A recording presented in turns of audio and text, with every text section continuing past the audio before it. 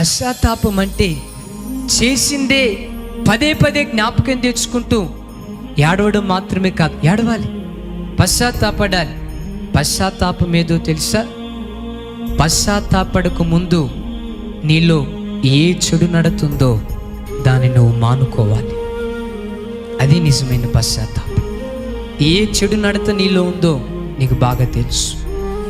ఎక్కడ దేవునికి ఆయాస్కరంగా బ్రతికావో నీకు బాగా తెలుసు. ఏ విషయంలో దేవునికి దూరం అయిపోయావో నీకు బాగా తెలుసు. ఈ రాత్రి ప్రభువు నీతో మాట్లాడుతున్నాడు. ఆ చెడు నడత నువ్వు మానుకో.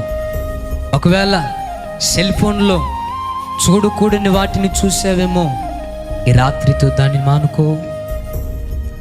ఒకవేళ ఈరోజు వరకు సినిమాలు చూసారేమో, ఈరోజు దాన్ని మానుకో. ఒకవేళ సీరియళ్ళకు బానిసలైపోయారేమో, ఈరోజు మానుకో. త్రాగుడుకు బానిస అయిపోయారేమో, మానుకో. అక్రమ సంబంధాలకు బానిస అయిపోయారేమో, మానుకో. దేవునికి ఆయాసకరంగా ఏ కార్యాలు నీలో ఉన్నా మానుకుంటానయ్యా, దాని వైపు మరలా నేను వెళ్ళనయ్యా.